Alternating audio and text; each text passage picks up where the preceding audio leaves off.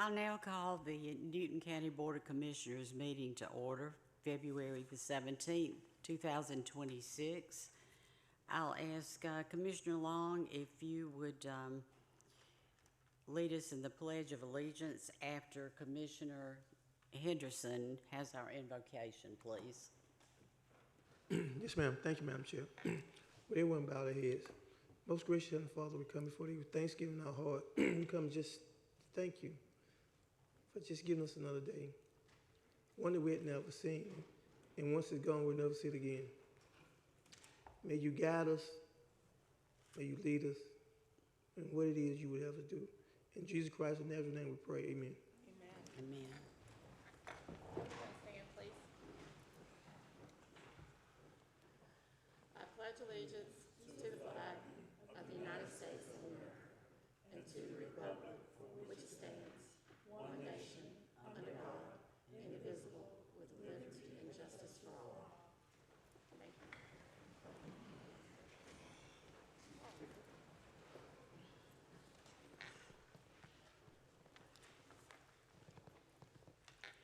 I need a motion and a second to add under the consent agenda, item 7D, and that's a letter of support for the Board of Commissioners for Salem Campground to apply for a grant to preserve and restore Salem Campground as a historic preservation site, and no funds are required.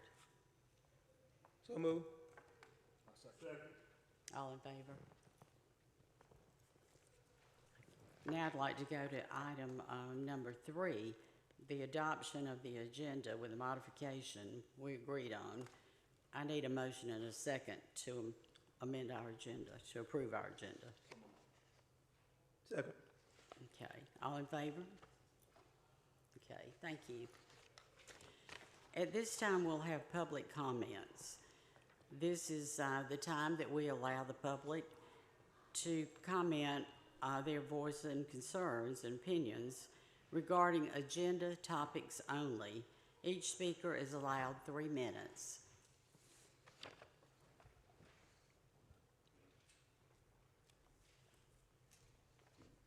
Dennis Taylor, Ellington Road, Lang Road.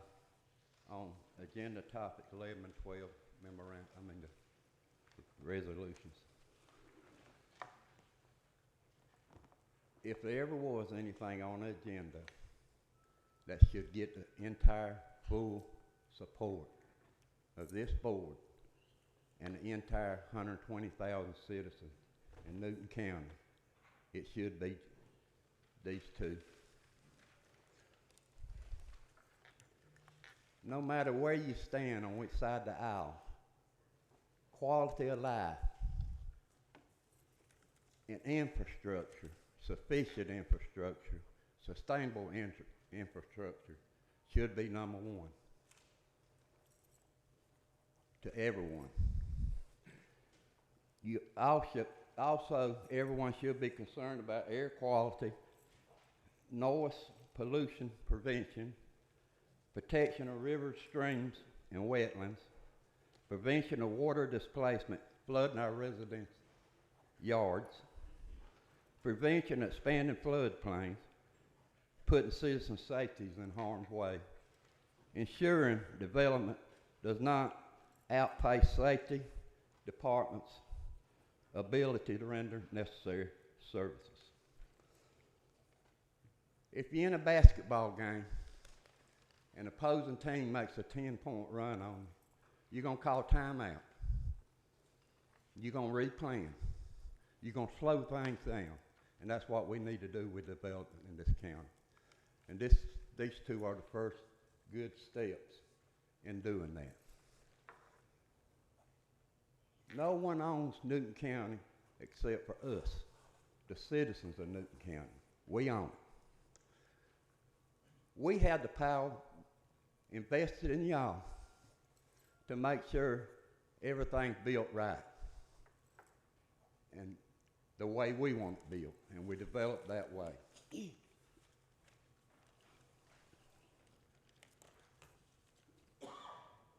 And to do that, we just got to slow things down.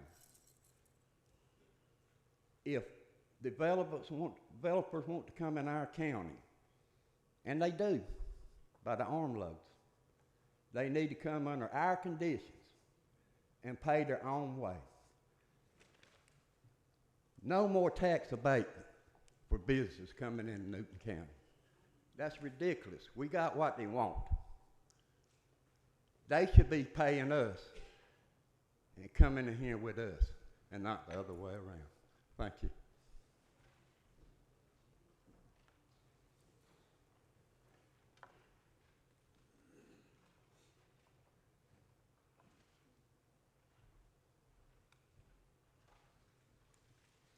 Good evening. I'm Maurice Carter. I live at 3117 Floyd Street here in Covington. I'm a co-founder and current president of the nonprofit Sustainable Newton. So I'm here tonight to comment on the agenda item number 11 and to urge the board to enact a data center moratorium as proposed in order to develop more comprehensive zoning ordinances that adequately protect our county, its citizens, and in particular to focus on addressing impacts such as noise and light near the facilities, but also water usage, electricity consumption, and air quality effects from generators, turbines, other things that will be used. So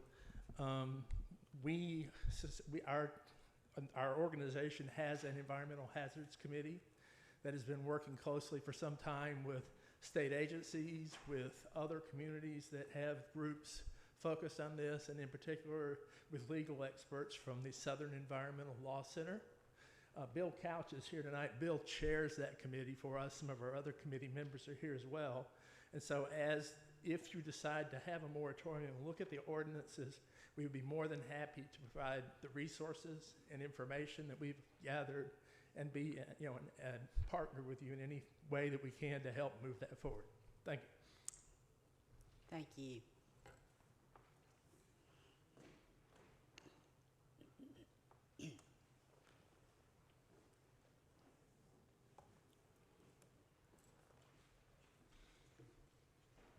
Bill Couch, 12500 Alcovey Road, Covington.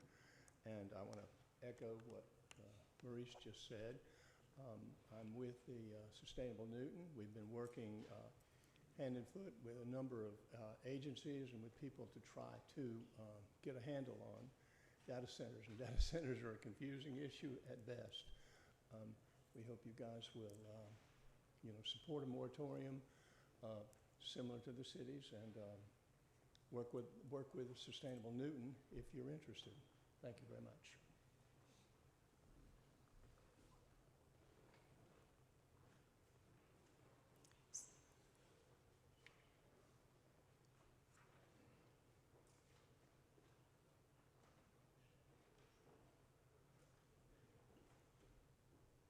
Good evening.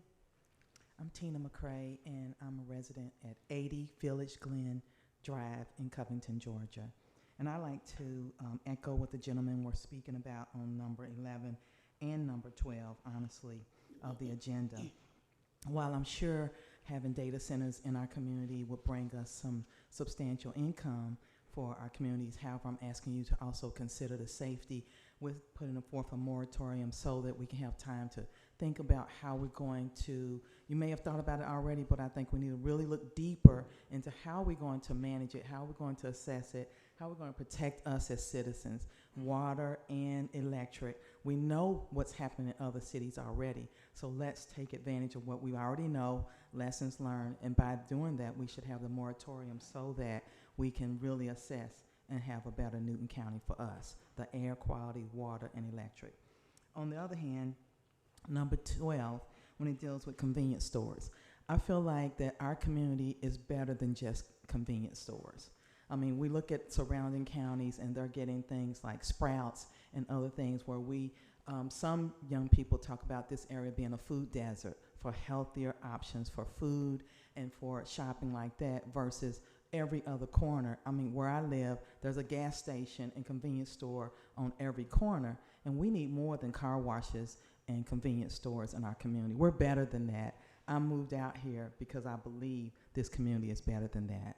And I'm asking you to help us by putting a moratorium on that and let's look at how we can really create a better Newton County and expand what we need, better food options, healthier food options, and more things other than convenience stores. Thank you so much. Thank you.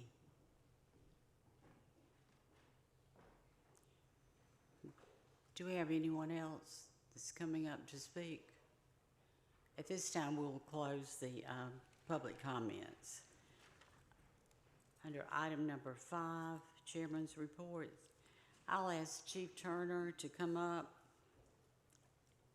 We have Fire Services Employee Commendations, and I'll ask Ms. Hamp if she will present those to Chief Turner. Thank you and good evening. For a second, hold on.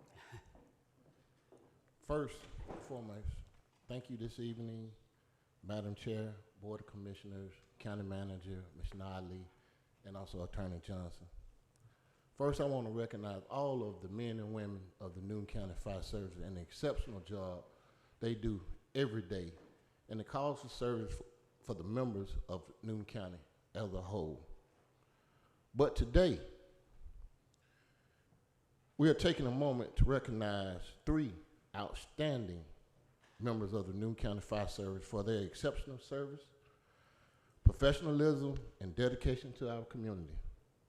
As firefighters and public servants, we respond to emergencies every day. However, what truly defines our department is not how they perform on people's worst days, but also how they step up when someone simply just needs help. Recently, we had a member of the community had been discharged from the hospital and returned from home, only to face a difficult situation. He was unable to safely manage on his own the needed assistance to get inside his own home. In that moment, we had 3 members from the Newton County Fire Service responded, not just with urgency, but with compassion, professionalism. They assessed the situation quickly, used their training, skill set effectively, and handled the resident with patience, respect, and care. Their calm demeanor, communication, and teamwork turned what could have been a stressful and overwhelming situation into a positive outcome. Because of their action, this resident received the support he needed, regained a peace of mind, and ended the situation safely and with dignity. This is what public safety looks like. This is what Newton County Fire Service stands for. Your professionalism, attitude reflected the very best of this organization. You did not just solve a problem, you restored confidence, comfort, and trust to someone in need. On the behalf of the Newton County Fire Service and our leadership and the citizens we serve, we want to say thank you. Your actions of excellence, compassion, and commitment to serve beyond the call of duty. Please me in recognizing OIC Jared Pettit, FAO John McCarthy, and firefighter Thomas Ramirez.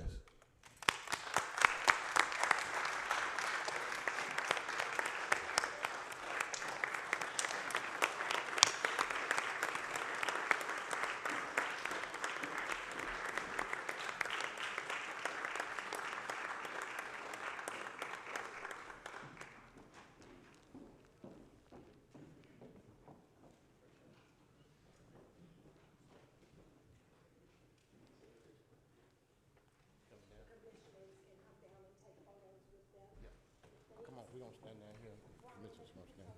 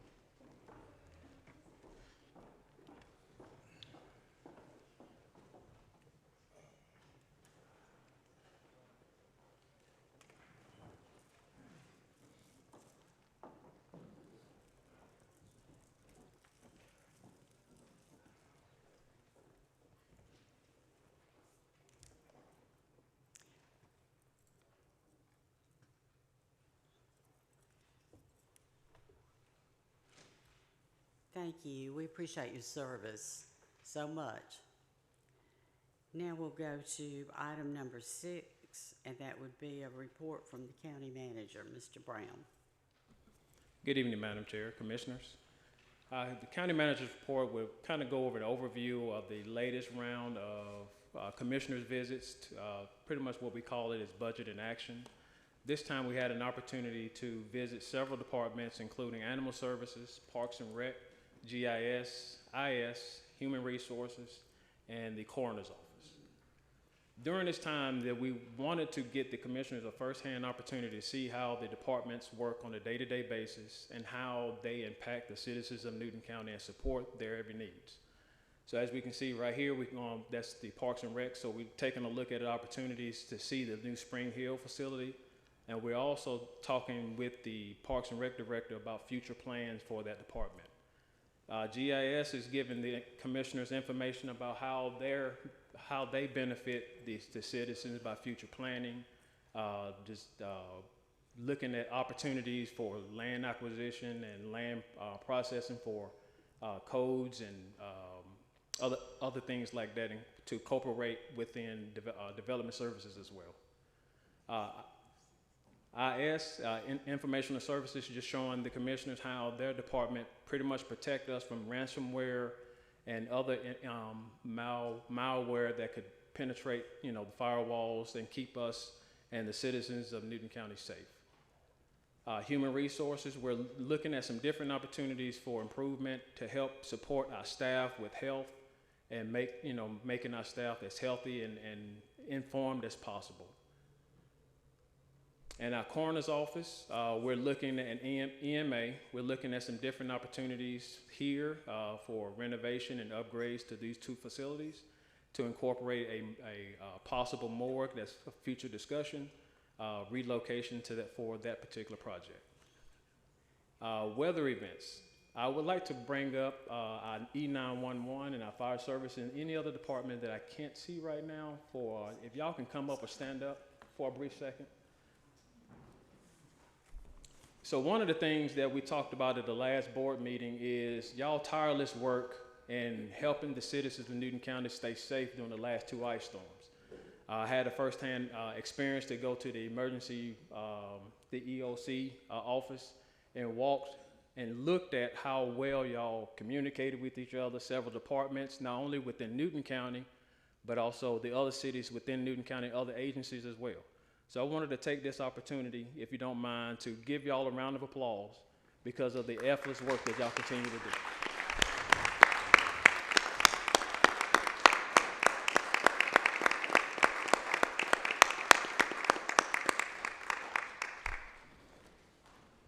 Thank you again, and that's all I have, Madam Chair. Thank you. Madam Chair, if I might, thank you. Yes, Commissioner Edwards. Thank you, Madam Chair. So, to restate what the county manager just said, and I spoke about it at our last meeting, I could not have been more impressed during the snow and ice events of our fire, our roads, our E911, our sheriff's department. The roads were clean. I know we have a tendency to think things didn't get as bad as the news maybe said it was, but I know it did because I was out when I shouldn't have been. So, so I saw what our roads looked like. I saw our fire, and I saw our 911 folks at work. So, just again, thank you so much. Thank you, Madam Chair. Yes, we do want to thank our employees, all of our employees. You are the most valuable asset we have in this county, and we do appreciate all your hard work. Next, we'll go to item 7. That's the consent agenda. I need a motion and second to approve that. So moved. All in favor? Okay, thank you. And we'll go to new business, item number 8. Consideration of hosting agreement internship contract to authorize the Newton County Public Defender's Office to receive funding from Gillis Long Poverty Law Center University for law student intern. There's no funding or match required, and that will be presented by Anthony Carter.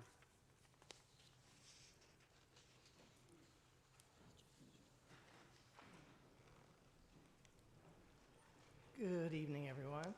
It's always a pleasure to come before the full board. It doesn't happen very often. I'm Anthony Carter. I'm your public defender, and I have been for 25 years, something like that. So if you don't hear from me, that's good. I try to keep my head down and just do my job. But we appreciate everything you guys do for us. And we, in the upcoming budget season and beyond, we are going to be speaking some more. So. This agenda item is a contract. We have an opportunity to have a legal intern from Loyola School of Law in New Orleans. She has received a grant for that internship of $7,500. That money will be paid by Loyola University.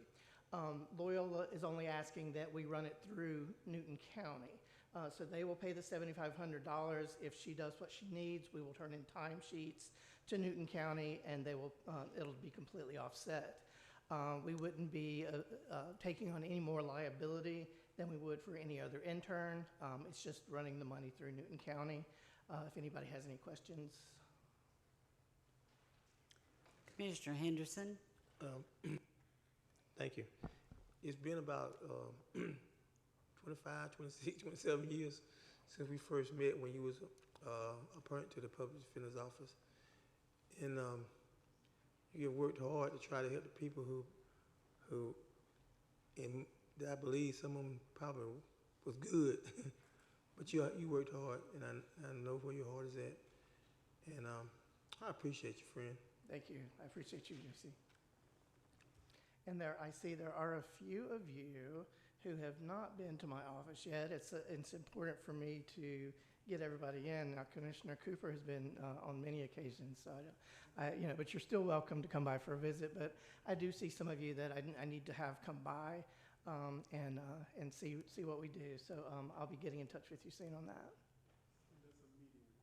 that. Yes. That's right. Mr. Carter, how many attorneys do you have in Newton County now? We have 7 attorneys. 7, so you're fully staffed, you think? We are.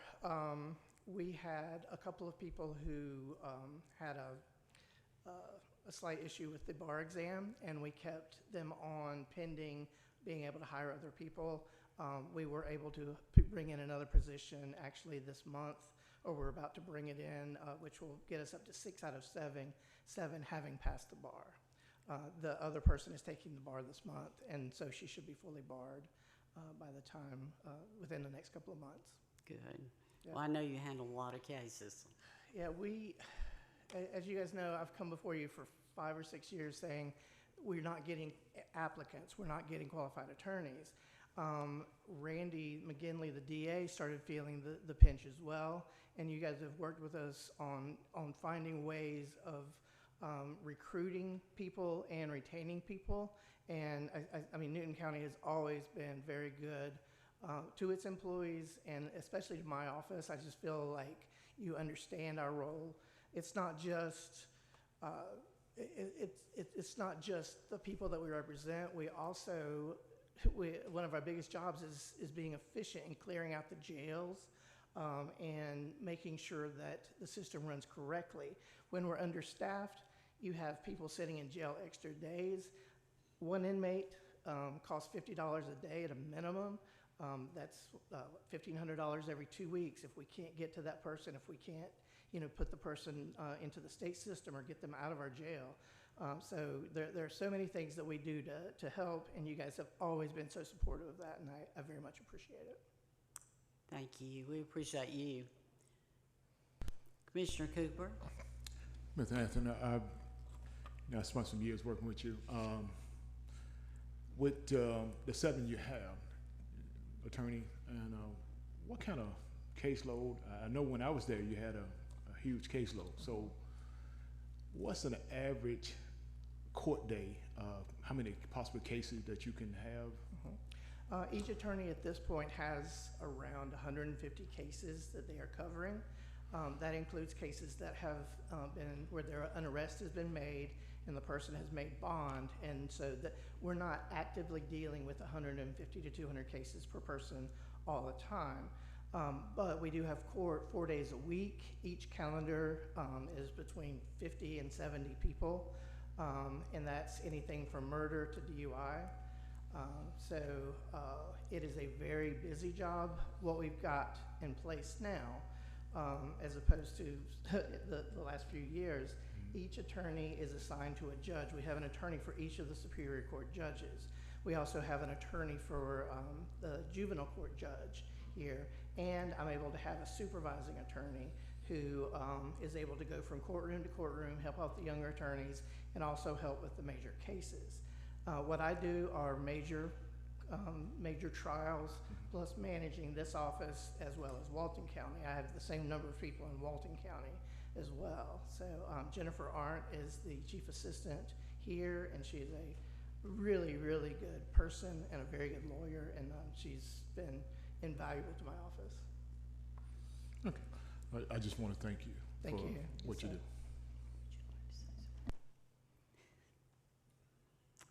Okay. So we'll need a motion and, oh, I'm sorry, Commissioner Long.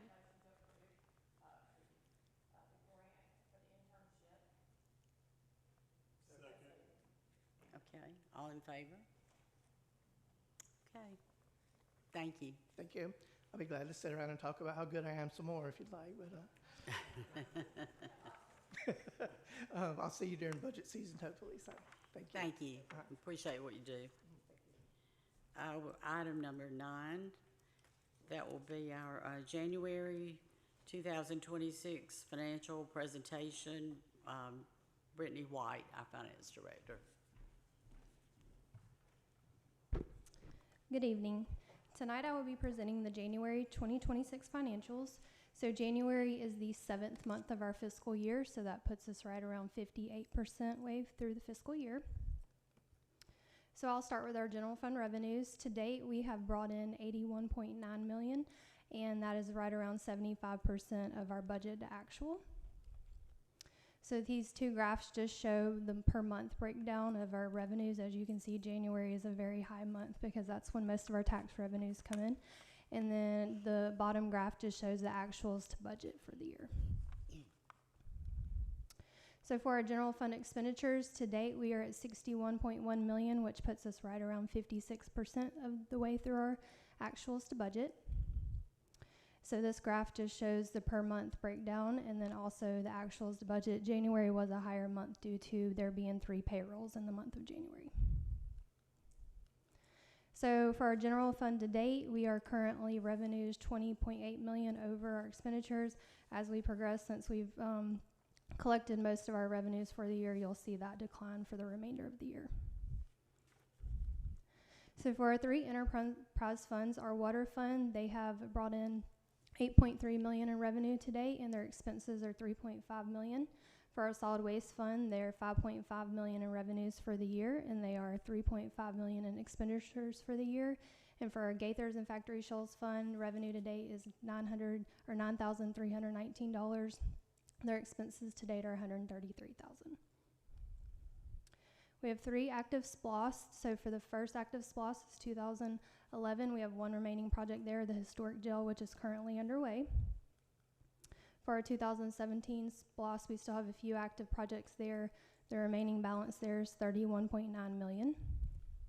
For our 2023 SPLOS, that is our current collecting SPLOS, we have $15.4 million there. To date, our collections are right around $13 million over what the original projection was. And for our impact fee fund, we have $2.2 million remaining there. And that wraps up this presentation, and I'll be happy to take any questions. Commissioner Mason. Thank you, Madam Chair. Thank you, Brittany, for providing us with this presentation.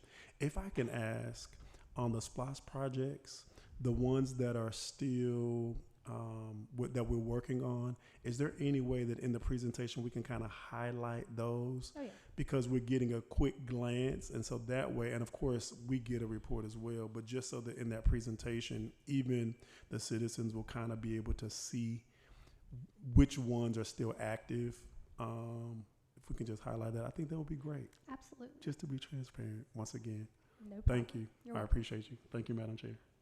Thank you. Commissioner Edwards. Thank you, Madam Chair, and thank you, Brittany. So this may be putting you on the spot, but our expenditures and revenues at this date, you said I gathered you're comfortable with where we are with both at the moment.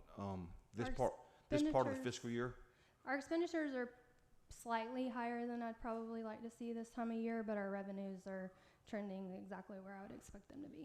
So relative to last year, what is that? Are we tracking with last year as well, or was those expenditures a little higher than they were this time last year? Probably about 5% higher than they were last year. The expenditures are? Yes. And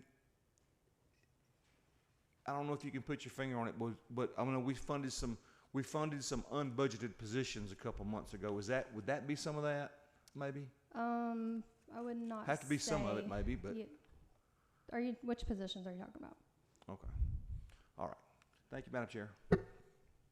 Commissioner Henderson. Thank you, Madam Chair. I think, and correct me if I'm wrong, it was the 2.1 that the sheriff department requested for some employees, if I'm not mistaken. You're talking about the new positions they requested a few meetings ago? Mm-hmm. Yes. Mm-hmm. And I think also, when I asked, last meeting about the monies, that from the prior budget moved over, it was about 2.4, or maybe somewhere around there. I mean, if that was passed over from another budget, it came over from the audit. You audited, there was money that was somewhat changed over to this budget, the new budget, over 2.4, if I'm not mistaken. I'm just going on top of my head and sometimes. So, is that the accurate amount of money that was? I'm not exactly sure what you're talking about, but generally with governmental funds, money doesn't transfer year to year because governmental funds are annual funds. Well, I thought every budget that we have, there'd be money left over, and you have to move it over to the next budget. It doesn't technically move over into the next budget. It rolls into fund balance. Fund balance, okay. So it was 2.4? I think. Are you talking about like what our ending Yes, FY25 fund Mm-hmm. balance was? Let's see. I might have that. It was 2.9. Okay, 2.9. Mm-hmm. So negative 2.9. Not positive. How could it be? I mean, how could it be negative? So I'm no accountant. I'm kind of asking you to help me.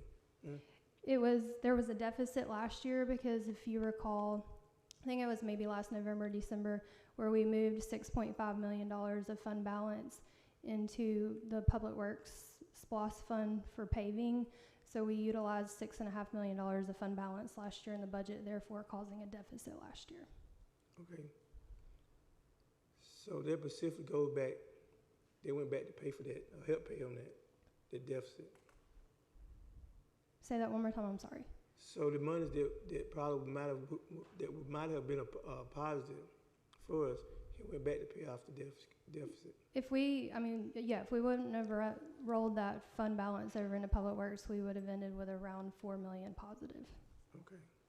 So does it take a vote or act by the commission in order to use that money specific for that? Or was it something that we just pre-approved when we approved it against the budget? The $6.5 million, is that what you're talking about, or the $2 million that rolled into fund balance? The $2 million. It's just the way that at the end of the year the numbers work out. So at the end of the year they take your revenues, they take your expenditures, and whatever is either more or less, that is what rolls into fund balance. Because at the end of the day, a budget's a budget. So sometimes your revenues come in higher, and sometimes your expenditures come in lower, or vice versa. Okay. Okay. Thank you.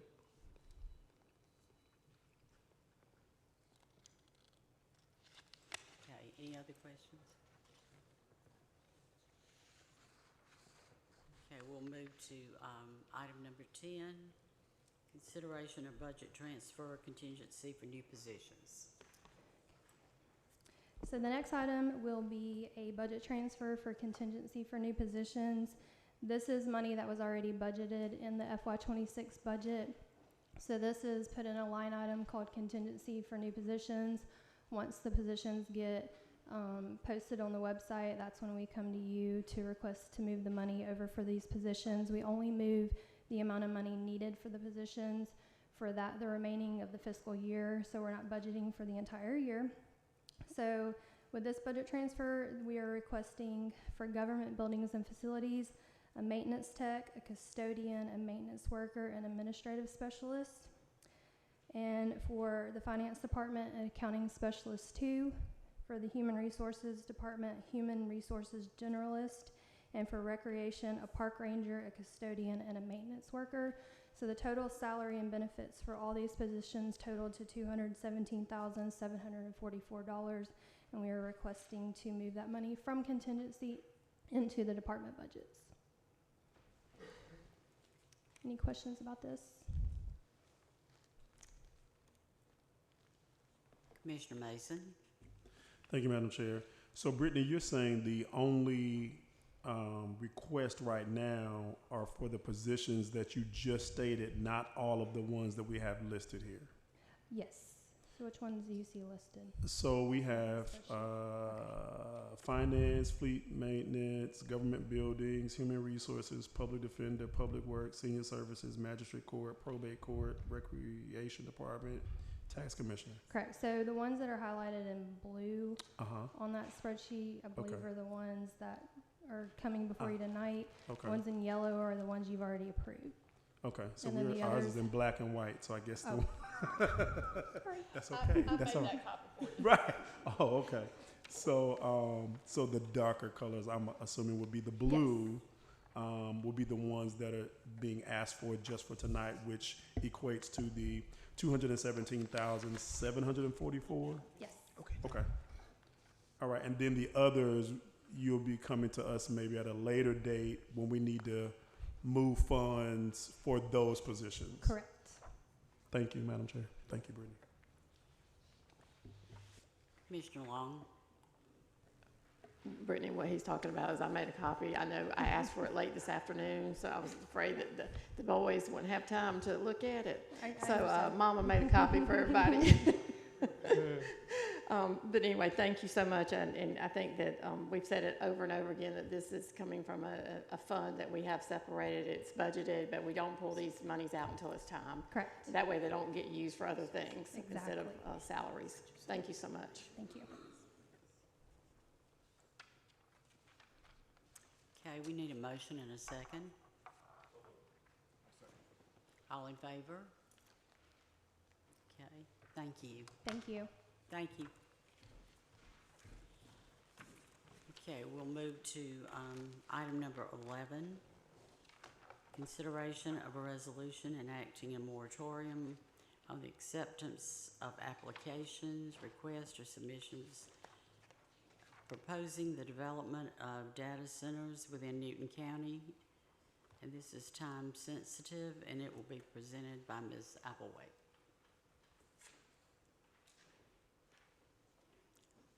And she is our Director of Development Services. Thank you, Madam Chair. Good evening, members of the board. As Madam Chair rightly said, we are seeking a resolution. There's an emergency resolution for today for the moratorium on acceptance of all applications, requests, and submissions regarding data centers.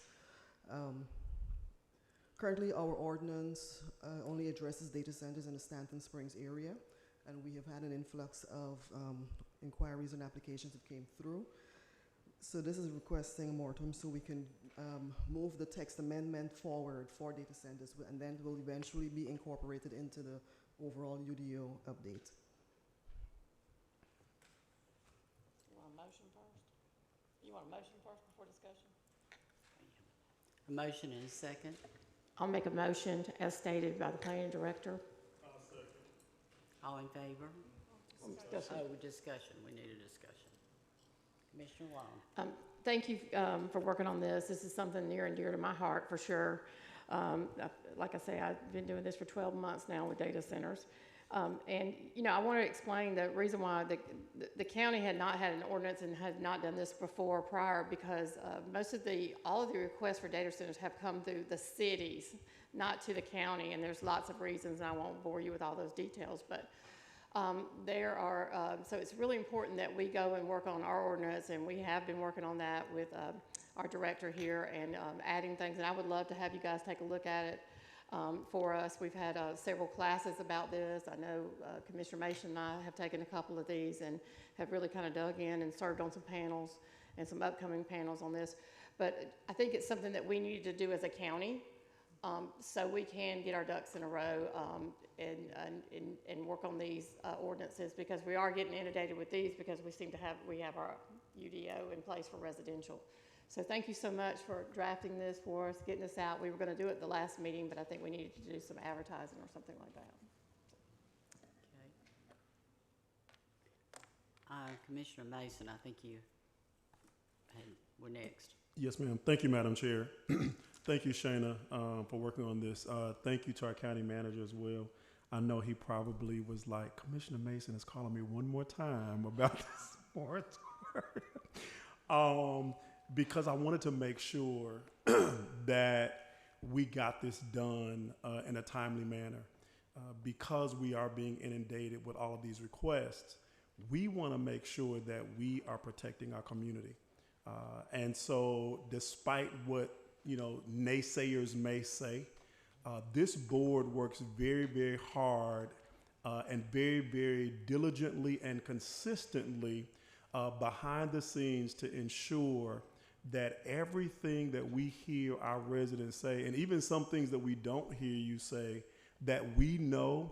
I think sometimes our residents forget that you see a board sitting up here, but we're taxpayers. We are believe in our community. We live here too. We aren't just riding in from another county to make decisions for our county. We're stakeholders, and we live in this community, and we were elected by our residents, and so we value what our residents say to us.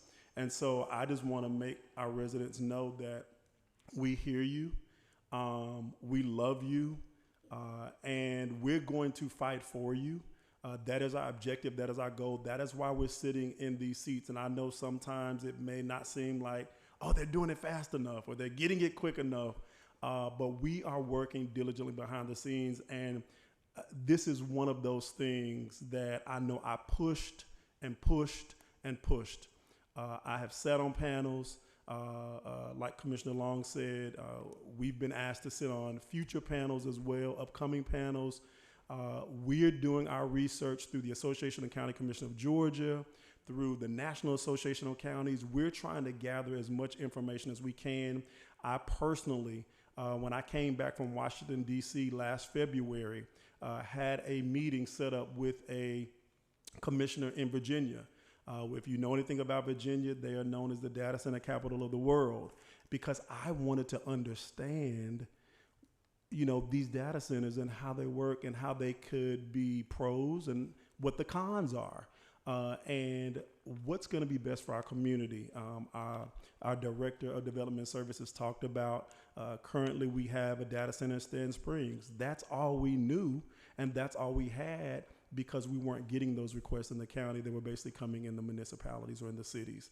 And so now that they're coming to the counties, we want to make sure that we're doing it right and that we're protecting our residents by all means necessary. So thank you again, Shayna, for working on this.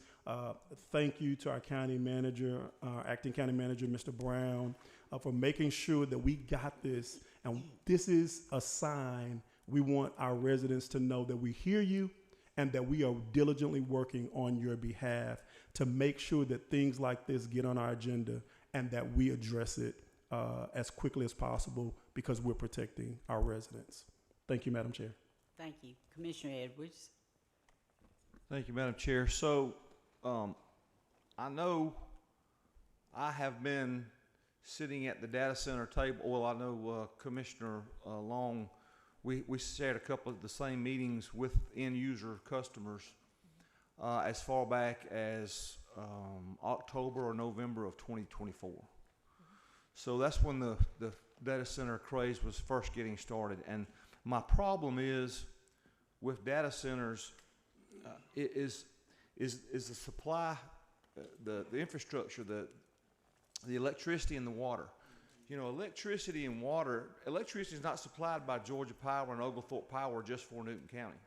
It's supplied for Walton County and South Circle as well. So any data center there, or Henry County or Jasper County, impacts us when they, because I can tell you, I know for a fact that because I sit on the JDA, when these companies come into an area, their original contract language reads, we get first priority for electricity and water over the citizens of the county or the community.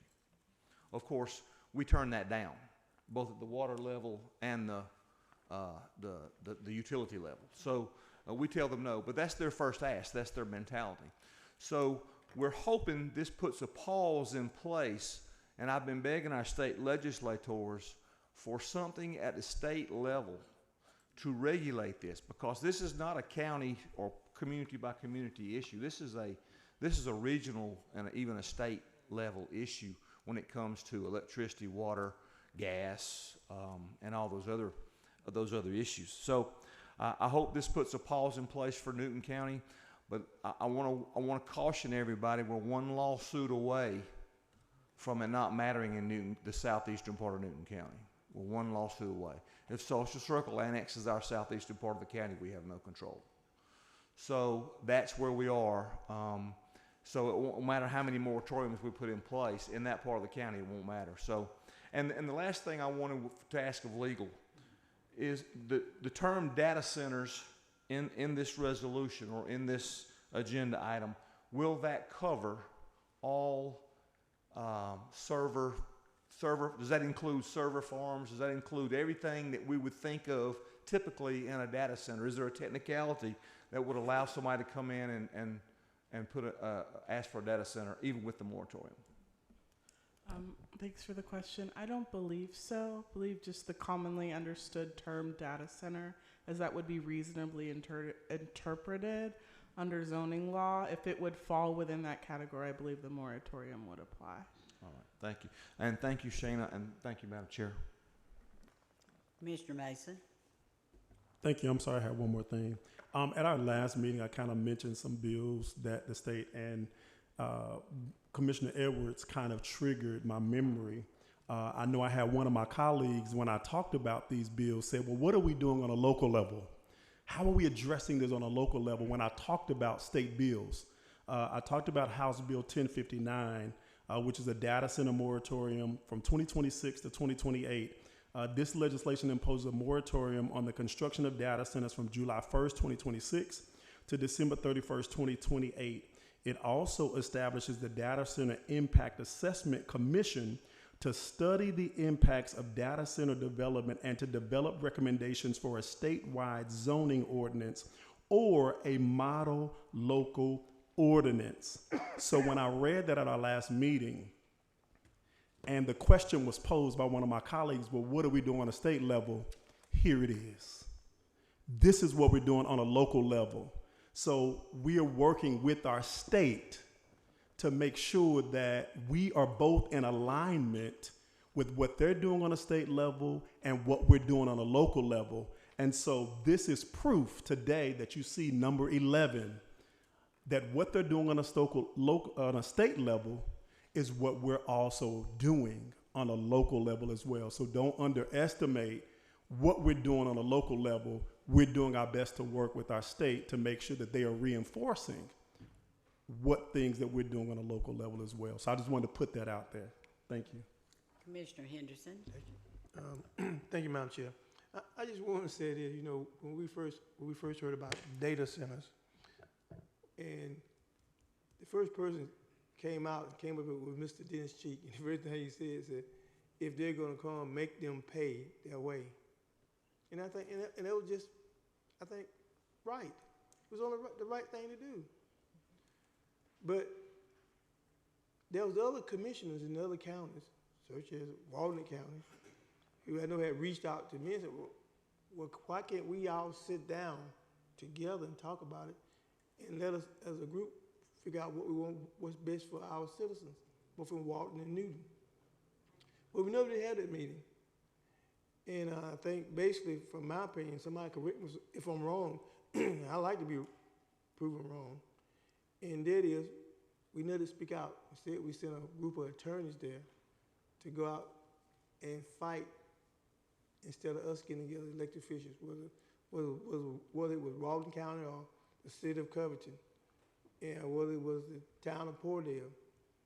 You know, it used to be that as a community in Newton County, we could sit down and we could talk. Well, we don't have no meetings, no community meetings throughout the county to talk to one another. And how we talk is through attorneys, and it tells us what we think we need to be doing. So I don't think that's good. I can remember the time when I came on this board as a young man, now I'm an old man, that we could talk and we could make things happen. We talked about transparency. We made transparency happen. Because it wasn't videotaping in the meetings. We made it happen. So now are we forgetting about the people that we represent? That you can see them on Facebook and boom, hit up something and they all say, okay, we with you. So, you know, I think that we need to start engaging with our citizens, not the computer. Thank you, Madam Chair. Commissioner Edwards. Thank you, Madam Chair. I'll be quite brief, and because I misspoke my last term. I mentioned a lawsuit. It's not a lawsuit. It's an arbitration case. If we lose an arbitration case, we could have data centers with or without a moratorium. So it's an arbitration case, not a lawsuit yet. Thank you, Madam Chair. Thank you. Commissioner Long. I'm gonna prove you wrong. You said somebody prove you wrong, so I'm gonna do it. There was lots of discussions with Social Circle. It was never Walton County, it was Social Circle that we were having these with. And those discussions went on, and we had a lot of discussions with those. I'm the district commissioner that was affected by these data centers, and so was Commissioner Edwards. So there was a lot of conversation with that, and with those other members of those communities. And unfortunately, sometimes it's not easy to get everybody in a room because that's a public meeting. You have to advertise and all that. So sometimes the district commissioner that's faced with the situation in their district sometimes takes the lead on that, and that's just how it works. We can't take the lead on every single thing. So there was a lot of engagement with Social Circle. In fact, I was on the phone with Social Circle today. I've spent the last 2 weeks on the phone with Social Circle. So like I said, there's a lot going on with them and a lot that we're trying to work through as being neighbor counties together. And then the city of Coven, there was discussion on that. So we're getting, there's no discussion, there was lots of discussion. So I appreciate everything you're doing, and this is something that we've been working on for a little while, getting a moratorium in place for the county since we didn't have the zoning. Commissioner Henderson. We'll be brief. We're having conversation with everybody but us, the people in Newton County. Thank you.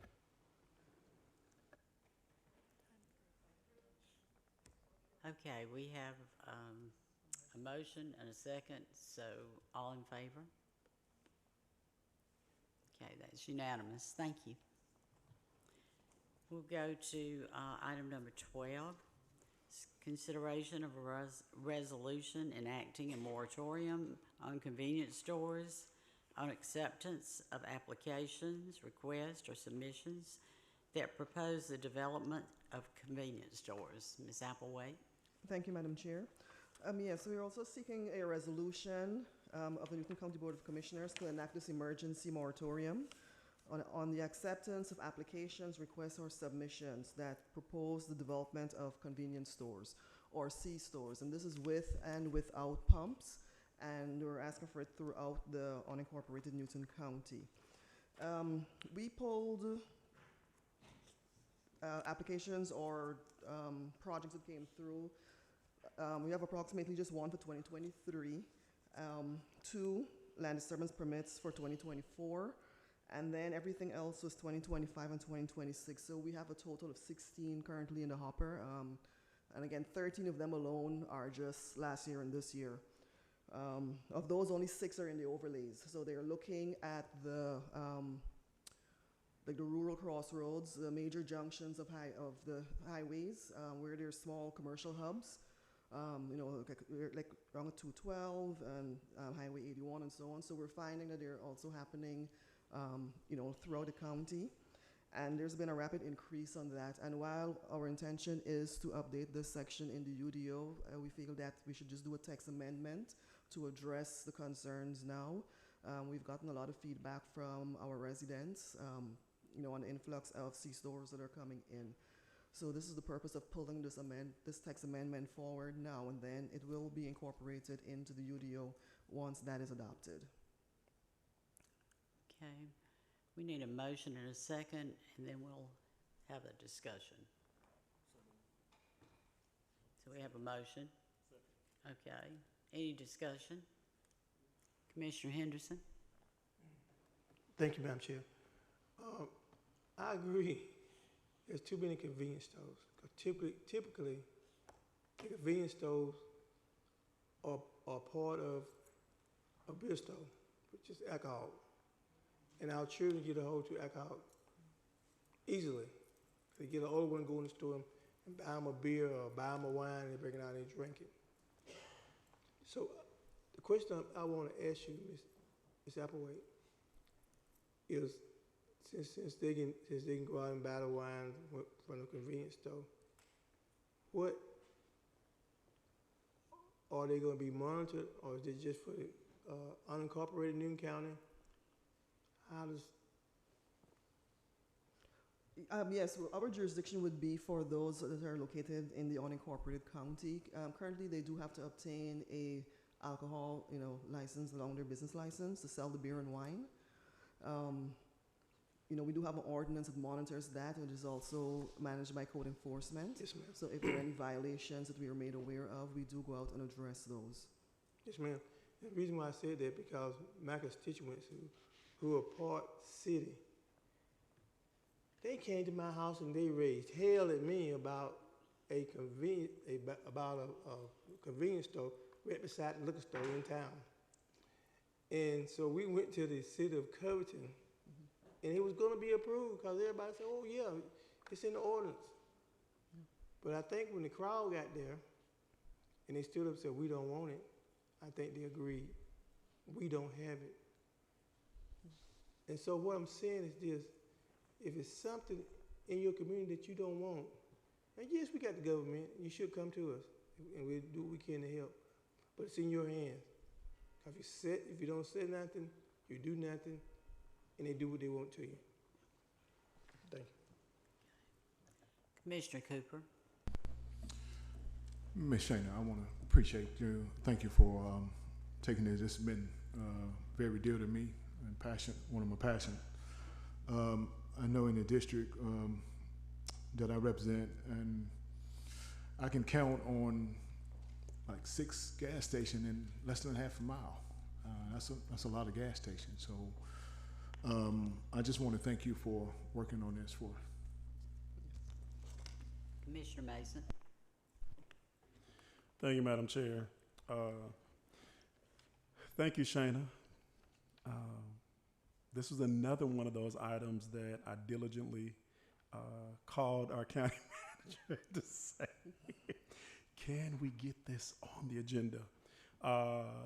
Being on the west side of Newton County in District 2, where the west side is more urban, suburban, and so it's a higher population, we see a major influx of convenience stores. And so this was important to me to make sure that we slow down these type of businesses and make sure that we're not being inundated. Dr. McCray, who came up, lives in District 2 and spoke so eloquently about we are better than just convenience stores. Do we need them? Yes. Do we want to have them? Yes. But do we want them, 4 on every single corner? No. We just want to make sure that we have them in spaces and places where we need them, but we don't want them to inundate our community where there's no room or place for any other quality types of businesses that we desire and that we want in our community. I've stated this before. I know there are some businesses that we want, such as a Sprouts or things of that nature. And I have worked with economic development.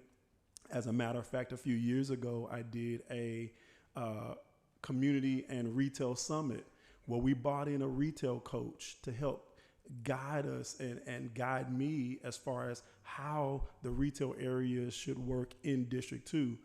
And one of the things that he explained to me, he said, well, Commissioner Mason, with that, these Sprouts or top companies, they want you to have an average household income of $90,000 or $100,000 on an average. Well, we're at about 75, 80, I believe. Don't quote me on that number, but somewhere around there. We are on our way.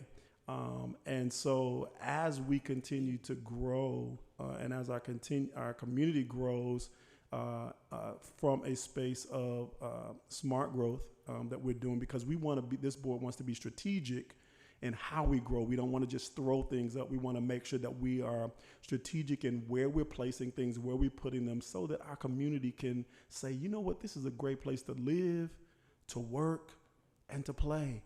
And for entertainment, this is a great place. We love it. So we want to make sure that we are doing the right things. And so we have seen a lot of convenience stores come. We know they make a lot of money. And so we just want to make sure that we're protecting our community and ensuring that we don't have 4 convenience stores at every single major thoroughfare.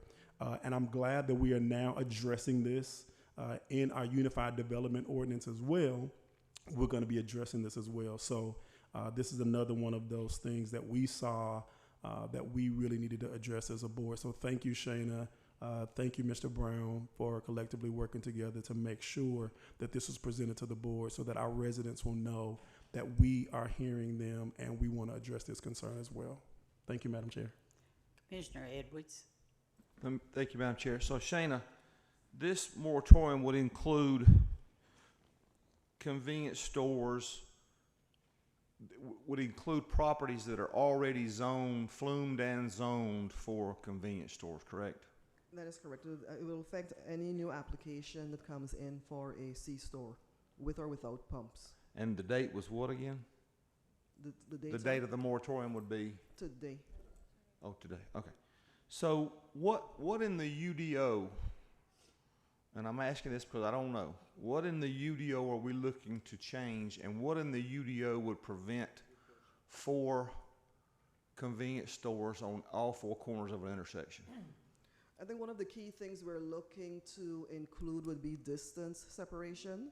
So for instance, if we were to do a mile or a mile and a half between convenience stores, and then also restrict them from locating across from each other. So at the junction, you only have 2, 1 on each side.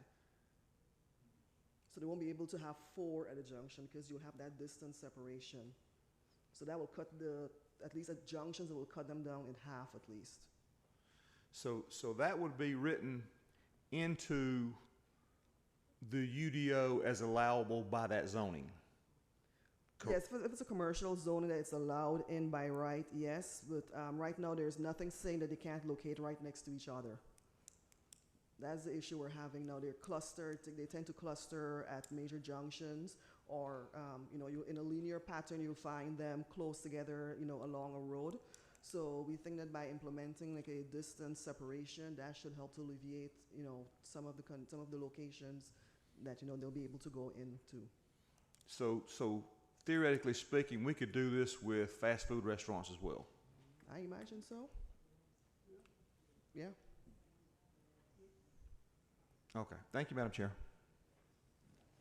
Commissioner Long.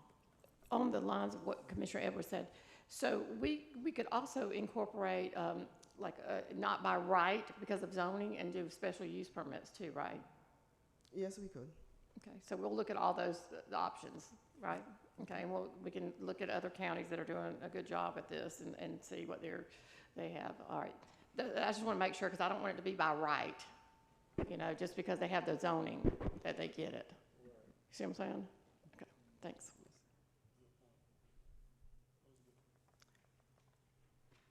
Okay, we have a motion, a second. All in favor? Opposed? Okay, thank you. Thank you, Madam Chair. We'll go to item 13. Consideration of Stantec Consulting Professional Service Agreement Contract. I believe this will be presented by our county manager, James Brown. Good evening again. This is the contract with Stantec engineering firm to complete the design and decommissioning of the William Street facility. Okay, since this is the final of two of the required requests, we have a motion. A second? Any discussion? Commissioner Edwards? Thank you, Madam Chair. So, James, this, I know I asked you this last meeting, and I think I wrote it down somewhere, but, so this, we are repurposing William Street.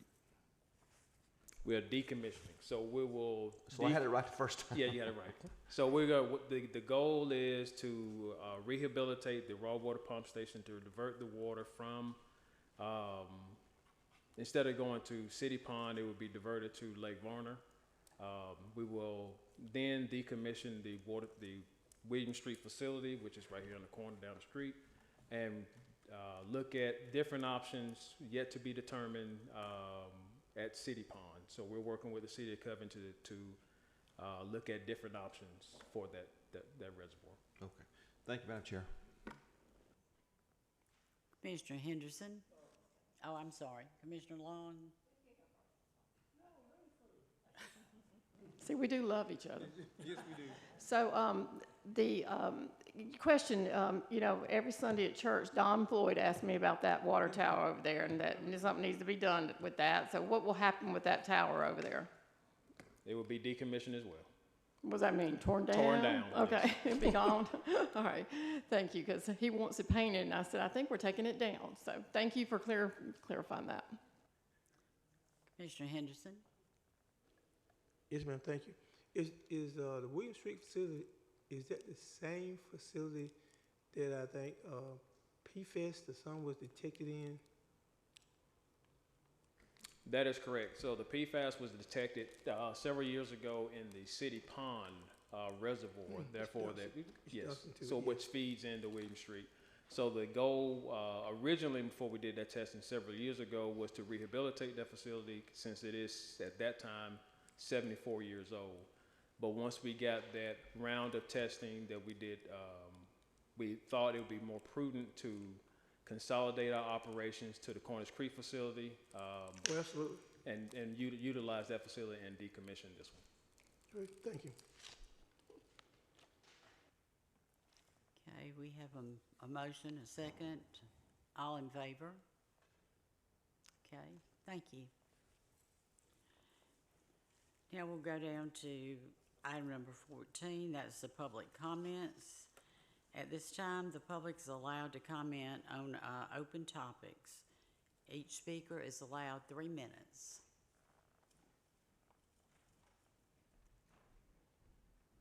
Good evening. My name is Kim Cheese. My address is 275 McKenzie Court. I live in Westfield Village. First of all, I want to thank Commissioner Cooper. Thank you for taking my call and answering my email. I thank you for your service. I just want to alert the board the Board of Commissioners in reference to the UDO.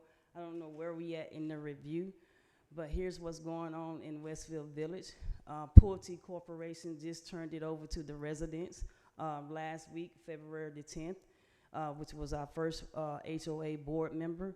And the board members were alerted, out of the 541 units, there are 206 renters. That is 38% of the residents in our community that are renting.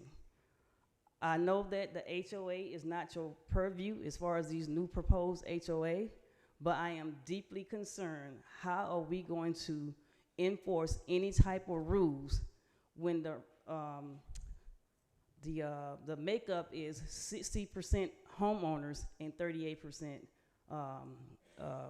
renters. So as you go forward reviewing the UDO, I ask that you kind of help us out in District 3 in reference to, I don't know if you can put a cap on renters in the UDO, but we cannot have communities going forward with 38%. Thank you. Thank you.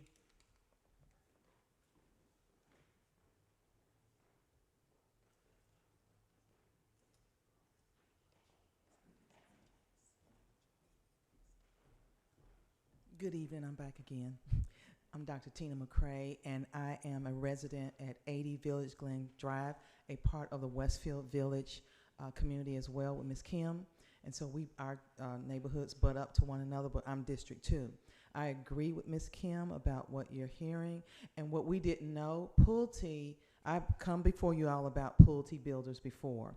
Pulte let us know and told us as residents, new residents, that we would not have renters in that area. Then they sold the 100 homes or more and to investors and allowed them to rent it out and turned one of the homes into a rental office in our community. We had no idea what was happening, and so I'm asking you all to take a look at what that builder is doing. It's a lot of things they did in that community, and so now we have our HOA, and we're hoping both of us are going to be on the advisory board to help with that.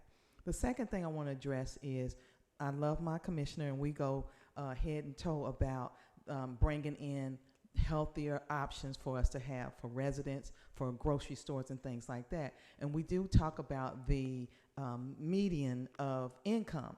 I challenge that because a lot of I'm in unincorporated Newton County.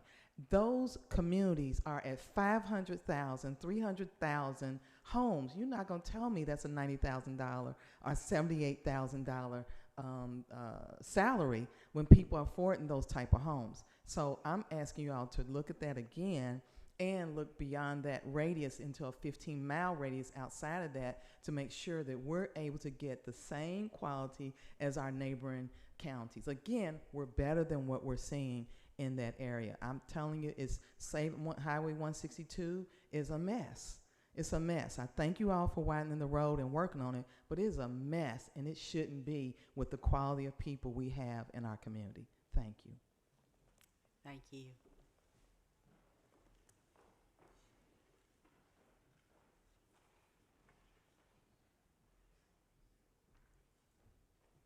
Dennis Taylor, Ellington Road, Lang Road. First, I want to apologize for my glucose alarm going off when I was speaking up here. I'm having a little trouble keeping it under control. But, and also, I know y'all know about it, but the water leak on Lang Circle, where the new pavement job was done, it's marked off and all, so make sure you're aware of it.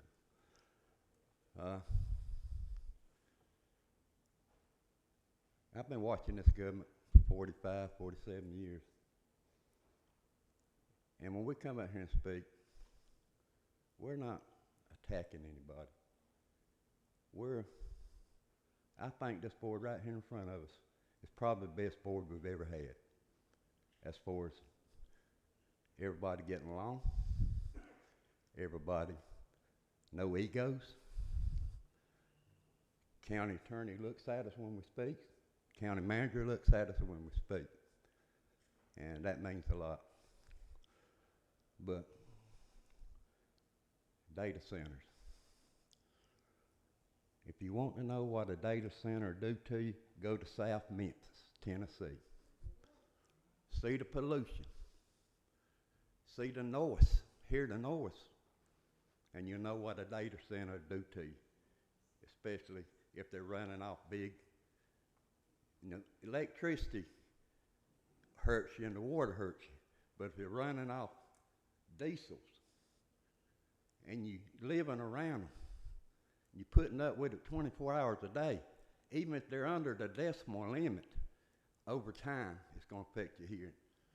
I know I worked in a plant where you had to have earplugs, and we did all that, but it still affected my hearing. And for the life of me, I know it wasn't y'all's deal, the City of Covington and the Newton Industrial Authority. Why in the world would you give an tax abatement to a place like Amazon, billion-dollar corporation? There's no positive to employment. Very few people work there, so you don't have no positive for employment. And then, from my understanding, part of that abatement was to give to them to build their own water reclaim system that will serve only the good of Amazon, will not serve any good to the citizens of Newton County or the citizens of Covington. Maybe somebody can explain it to me where I can understand it, but I absolutely cannot understand why you give billion-dollar corporations abatements to come here. Thank you.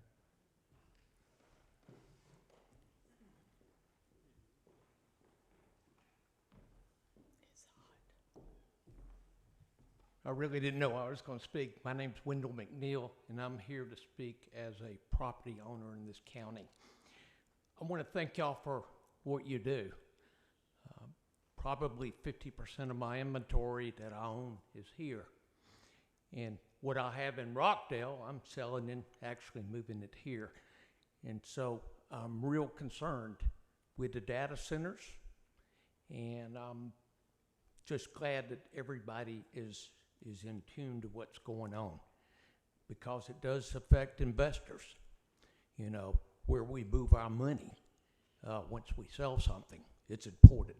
The community's important to me. I had a franchise here 26 years, and I have a staff attorney that works for me, and she actually lives in Stan's district, I believe.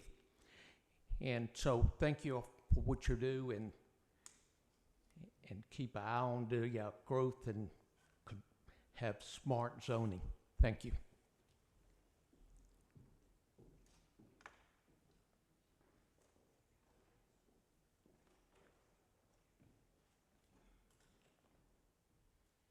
Good evening to the board, to the ladies and gentlemen. I come to you today to speak to you about two things. One, I live at 200 Cinnamon Oak Circle. There is a retention pond behind my neighbor's house that collects trash. I deal with snakes, rodents, and all types of bugs. So when trees and things fall, when we purchased that home, they told us it was just green space. Now it's a flood, because that water runs down Jack Neely across a green area when you enter into our subdivision, and it's a mess. I've been before this board before, and it's still a mess. So my daughter decided to hire a tree company, come in and clean it all up, get the trees out that have fallen. And you know what we were told? You can't go on government property, you can't cross city property, and you can't bring no company here to get them trees out. So our backyard is a mess. So guess what I do? I take a chainsaw and I go out there and cut as much of it as I can. Now my parents. My dad had a heart attack. He's had colon cancer. And my mom passed out after dealing with all this. And it was all last year, October. So I stand before you today. I sent an email to District 1, Mr. Edward, asking to buy some property on Henderson Mill Road. And the reason I want that land is because I need to build a house so I can keep my parents safe. Because now my daughter has life-change melanoma, which is a blood cancer. So the trash that's in the backyard, the city cleans this up once every blue moon when I stand up here and complain. And I can tell you, we've been there almost 20 years. They've cleaned it up twice. Now, if you think I'm lying, you come on out to 200 Cinnamon Oak Circle, and you take a walk in the backyard. Because the trees, and I've called every organization there is, and they said Covington should clean this up. So I'm asking District 1, Mr. Edward, I sent you an email, not once, but twice. How do I go about buying land from the county so I can build a home for my parents that now needs me, and my daughter that's gonna need me? And I buried my sister last year in November. She died from the same cancer. Thank you. Ma'am, could we have your name? We don't need It's Pearl, I'm last name Robin. Pearl, like diamonds and pearls. Pearl. Last name Robbins, Robbins. And I'm at 200 Cinnamon Oak Circle. That's Covington, Georgia. Thank you. Thank you.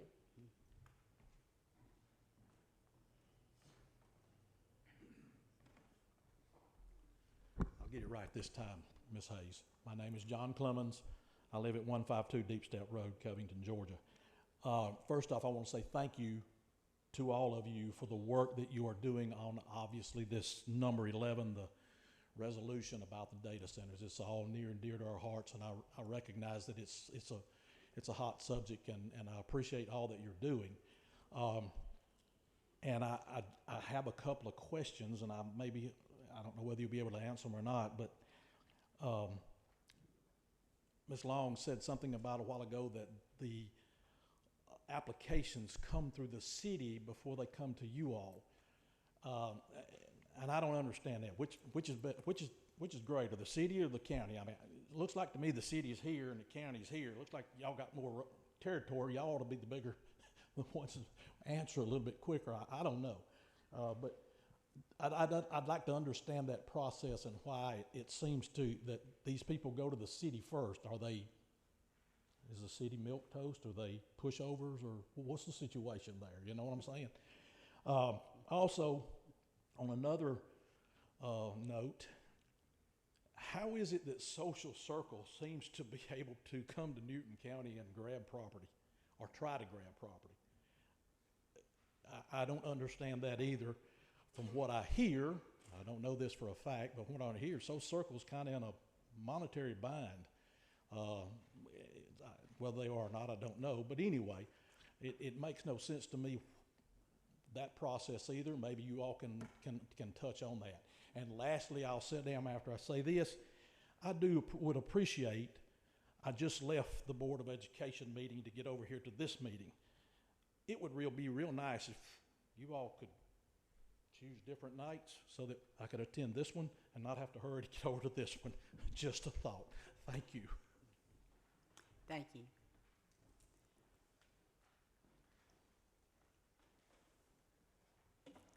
Is there anyone else?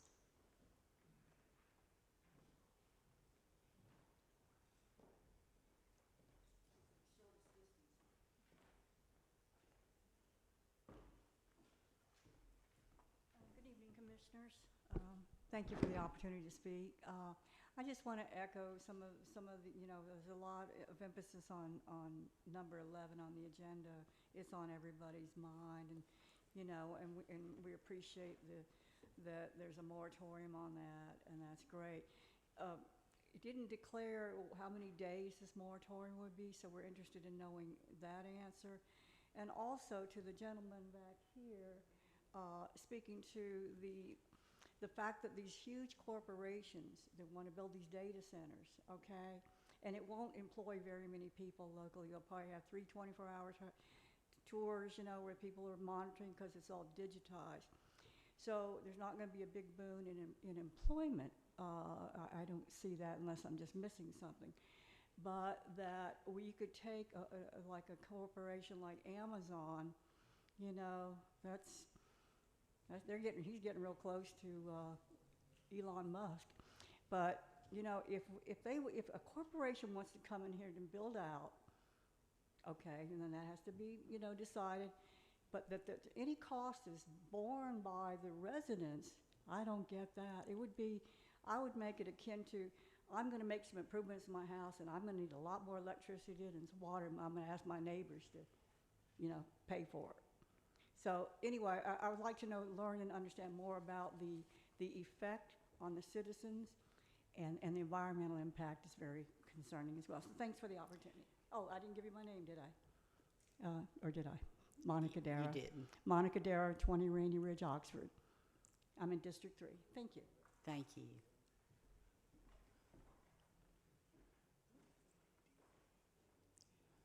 Do we have anyone else?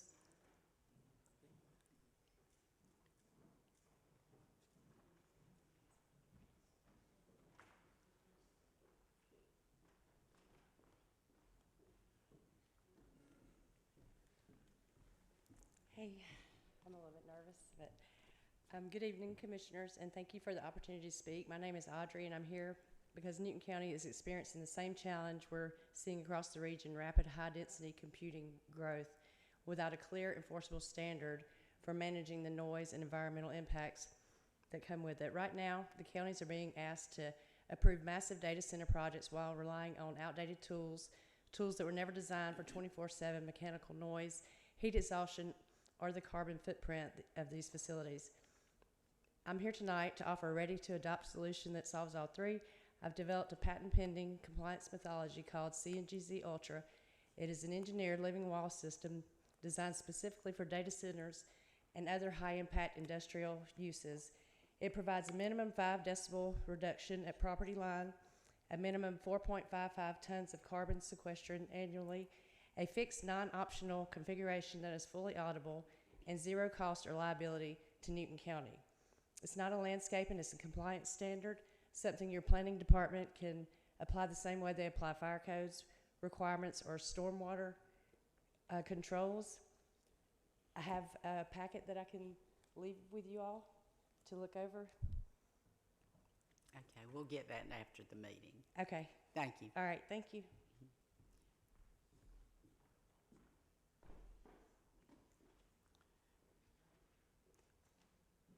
If we have no one else that would like to speak, we'll go ahead and close the public comments at this time.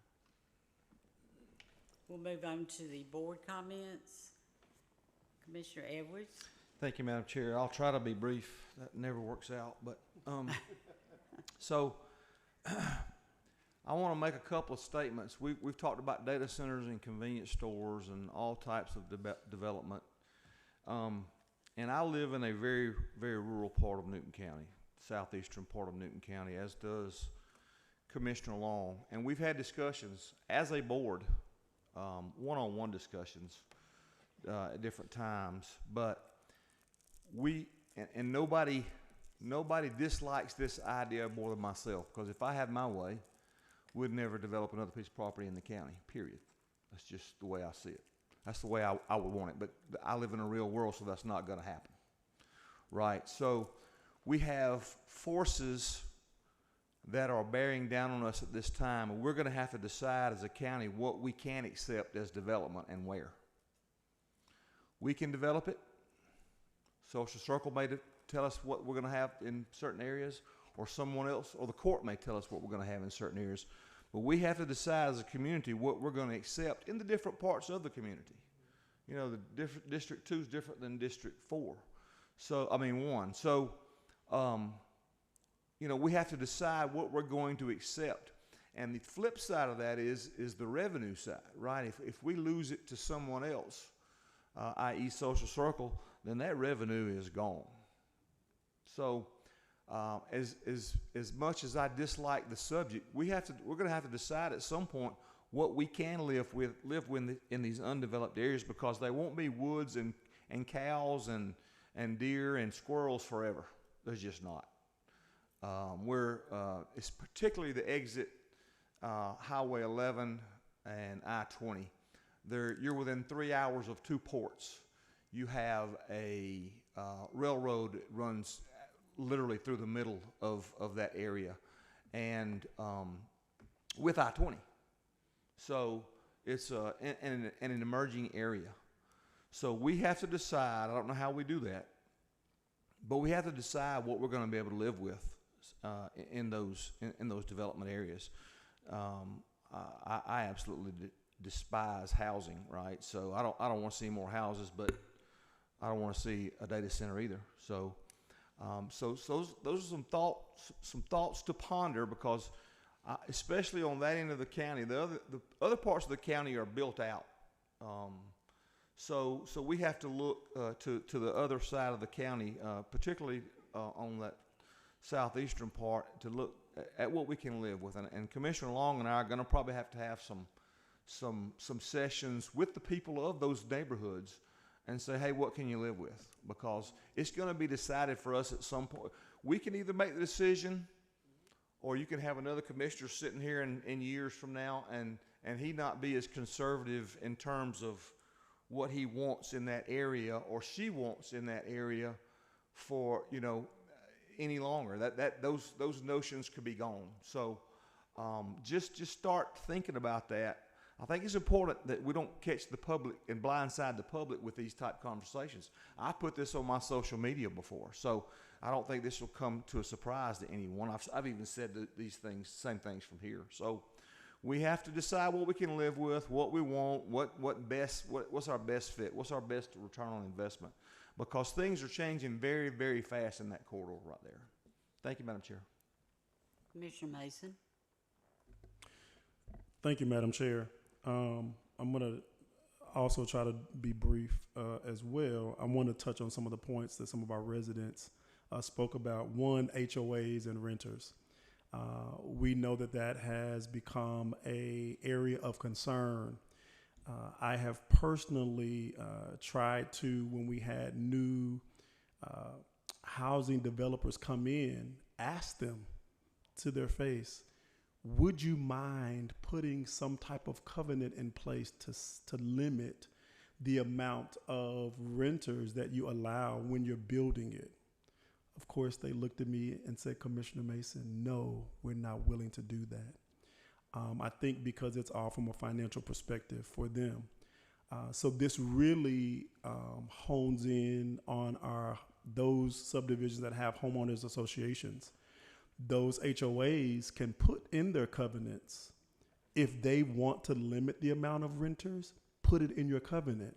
Now, from what I've seen historically, most HOAs don't want to do that because it causes a major conflict within your community. And so they try to steer away from that. But that will really be the only way to address renters in homeowner association subdivisions. Secondly, the average household income. I'm willing to go back. There is data. I'm willing to go back, have a follow-up conversation with our economic development department to get that data so that I can share that, yes, we have some high-priced homes, but we also have some starter homes as well that are down in the $100,000. You may see more of those $100,000 homes than you may see $500,000 homes, and so it averages itself out. So I want to make sure that we get that data so that we can see what that average household income actually looks like from a local perspective. Another thing I got an opportunity to do was back on February the 5th, I got an opportunity to go to the state capitol for our CSB Day, that's Community Service Board. So you may or may not know, but I sit on the Viewpoint Health Board, which services Newton, Rockdale, Gwinnett, and now Clayton County. And so we were there. There's funding that we're looking for because we really want to help address mental health and substance abuse in our community as well. That's another area that I've become passionate about. We're also in the process, we've set up our task force. We're in the process of launching the Stepping Up Initiative, which is an initiative to even help mental health within our jails, to make sure that we address that and make sure that those individuals are getting the resources that they need. So we have already set up our task force. We're now getting in the process of setting up some training for those task force members. Once they get that training, we're going to launch and we're going to launch the Stepping Up Initiative to be able to help our community in jails with mental health, substance abuse issues. And so it was a great day at the Capitol to be able to, and I get an opportunity to go down to kind of help advocate as a chair of the Revenue and Finance of the Association of County Commissioners of Georgia, to be able to go down and work with ACCG to advocate, to say, hey, this is what Newton County needs. So can you all help us by putting in legislation and help provide funding for us so that we can make this a great place to live. And so that's all I have. Thank you, Madam Chair. Thank you. Commissioner Cooper. Thank you, Madam Chair. Yeah, I just want to say that, in District 3, we do have a lot of rental property. It's a big issue that we're having. So I definitely think we need to address that, as well as the, like I say, we started with the gas stations. And I think we, take we're going to have to take some steps at a time in order to get, because I know District 3 is pretty much landlocked, so we don't have a whole lot of land there to do much, but we just want to make sure we do smart, healthy growth in that district. Also, we was working on the, I guess the recycling center. I wanted to actually be closer to, a little bit more closer to District 3, but we are going to open up the Cook Road Recycling Center again. So that's a little bit closer to District 3. And we also still looking for land. We for the youth facility and also the park. Those still in progress there. We're working on it. And Ms. Robinson, I heard you. I want to come by there and take a look and see because it's my first time hearing it. So I would like to take a look and see if anything I could do as well, okay? And like I say, thank you, Madam Chair. Commissioner Henderson. Thank you, Madam Chair. If I'm not mistaken, Commissioner Cooper, you said the Cook Road Recycling Center. There was one recycling center that I personally had built before they changed the district. And the reason why I was sit there because, you know, here are food deserts, don't you? Well, there was a recycling desert over in that vicinity, and we built it. And I never could figure out why would they close it down?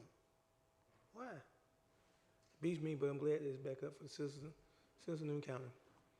I'm telling you, we're going through a whole lot of stuff here in Newton County, from PFAS that we talked about, that I learned, and more people said, well, we don't want to hear anything about it. Well, if you drunk water in Newton County, like I did as I grew up, this is home for me. I'm not talking about somewhere where I moved from South California. I have lived here my whole entire life. Then you got PFAS in your blood. It don't go out. It stays in there. Start being transparent and let people know what's maybe already here. Definitely outside. People getting, federal government having trials about people getting money from where it killed their relative. Right here in Newton. And I said something about it, and what they do? They changed my district, could have my district off, and they told me, said, you're not going to be reelected. And I said, well, it's all right. I'm not going to sit up here and knowing something's going to hit you, and I didn't tell you. So you can say what you want to say about me, but I'm going to tell you. And we got a whole lot of stuff going on. All these old warehouses and stuff we have are full of chemicals. Eventually, those folks who trying to do us harm are going to figure this out and may do something bad here. So we need to have a plan, a comprehensive plan of protecting ourselves. You can't sit up here with like your eyes closed. We got to keep them open. But it's all right.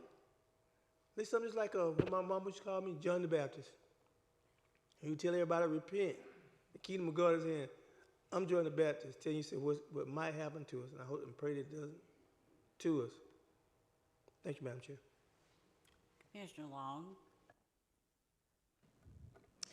I just want to kind of piggyback off what Commissioner Edwards said, and I'm not sure if that was a message to me or not, but I kind of took it personal, but I took this position 13 months ago, and when I took this position, I told people that, yes, we're going to grow, yes, we're going to get things, but one promise that I made that I'm not going to give up is we get to decide what comes in District 5. We get to decide what comes in Newton County, and I think we've showed that. This board has been for 12 months working diligently to try to make the county better, bring developments here that make sense and things that don't make sense. So I'm not going to give that crusade up. I'm not going to have any IDA, JDA, or developer threaten me and push me into making decisions that I'm not going to make.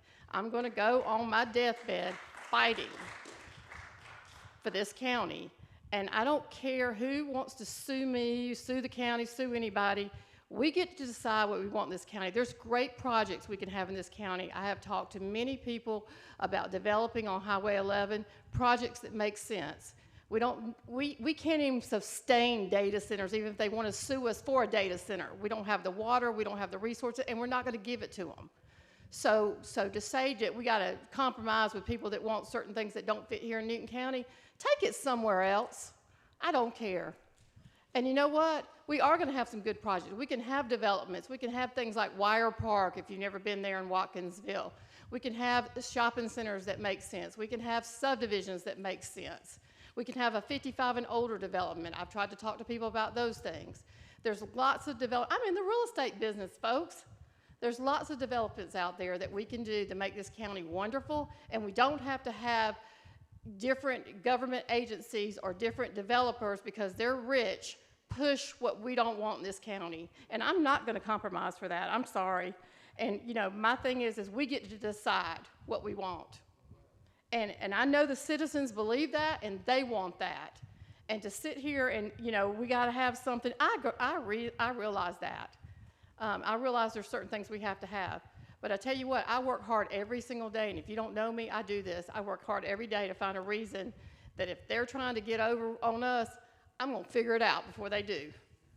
Because this is something that is near and dear to me, and I think it's important. I think we can have, you know, Highway 11 is going to grow. I say that all the time. It's going to grow.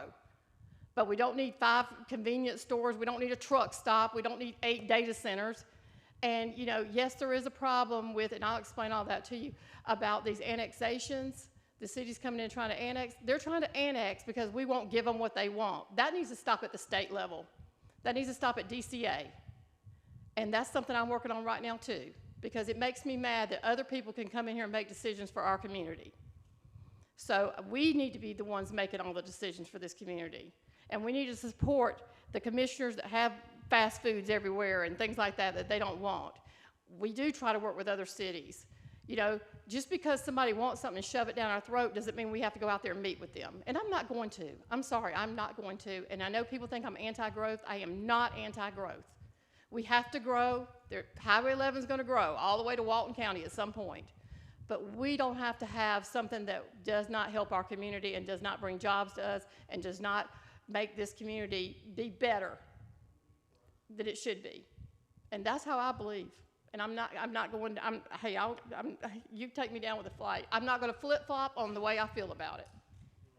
That's my stance. Thank you all for coming tonight, and we need a motion to adjourn. All right, all in favor? Have a good night.